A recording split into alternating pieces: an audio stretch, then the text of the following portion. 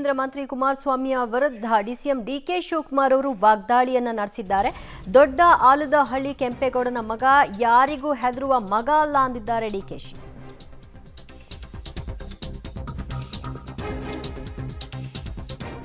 ನನ್ನ ಅಜ್ಜಯ್ಯನ ಸುದ್ದಿ ನಿಮಗೆ ಬೇಡ, ಯಡಿಯೂರಪ್ಪ ಜೈಲಿಗೆ ಹಾಕ್ಸಿದ್ ಯಾರು? ಹಾಗಾದ್ರೆ ಧರ್ಮಸ್ಥಳಕ್ಕೆ ಯಾಕೆ ಆಣೆ ಪ್ರಮಾಣ ಮಾಡಲು ಹೋಗಿದ್ರಿ?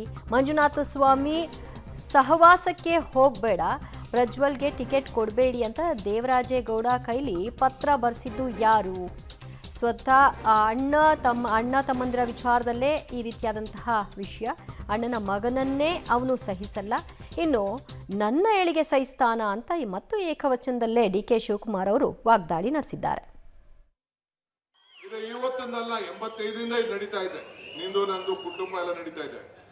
ಒಂದ್ ತಿಳ್ಕೋ, ಇದೇ ಚಲರಾಯ ಸ್ವಾಮಿ ಇಲ್ಲೇ ಸ್ಟೇಜ್ ಮೇಲೆ ಕೂತವ್ರೆ. ನೀನ್ ಈ ರಾಜ್ಯದ ಮುಖ್ಯಮಂತ್ರಿ ಆಗಿದ್ದಾಗ ಈ ಡಿ ಕೆ ಶಿವಕುಮಾರ್ ಅಪ್ಪ ಅಮ್ಮಂಗ್ ಹುಟ್ಲಿಲ್ಲ ಅಂತ ಹೇಳಿದಾಗ ಆವತ್ತೇ ನಿನಗೆ ಹೆದರ್ಲಿಲ್ಲ. ಬಂದು ಸಾತ್ತೂರಲ್ಲಿ ಬಂದು ಕ್ಷಮಾಪಣೆಯಲ್ಲಿ ಕೇಳ್ಕೊಂಡು ಹೋಗಿದ್ದೆ, ಅದನ್ನ ನೆನಪಿಟ್ಕೋಬೇಕು ನೀನು. ಆವತ್ತೇ ನಾನು ಹೆದರಿಲ್ಲ. ಇವತ್ತು ಈ ದೊಡ್ಡಾಲಹಳ್ಳಿ ಕೆಂಪೇಗೌಡನ ಮಗ ಡಿ ಕೆ ಶಿವಕುಮಾರ್ ಹೆದರೋ ಮಗ ಅಲ್ಲ.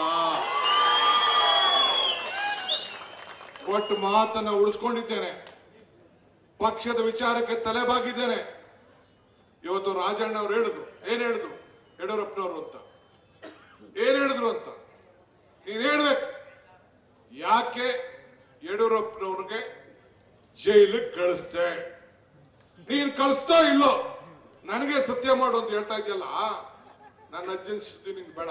ನನ್ನ ಅಜ್ಜನ ಶಕ್ತಿ ಏನದ ನಿನ್ಗೇನ್ ಗೊತ್ತು, ನನಗೆ ಗೊತ್ತು. ಆ ಸುದ್ದಿ ಬೇಡ. ನೀವಿಬ್ರು ಧರ್ಮಸ್ಥಳಕ್ಕೆ ಹೋಗಿ ಆಣೆ ಪ್ರಮಾಣದ ಮಾಡ್ಮೇಲೆ ಏನಾಯ್ತು ನಿಮ್ ಇತಿಹಾಸ ಅಂತ ನೀವೇ ತೆಕ್ಕೊಂಡು ಚರ್ಚೆ ಮಾಡ್ಕೊಳ್ಳಿ.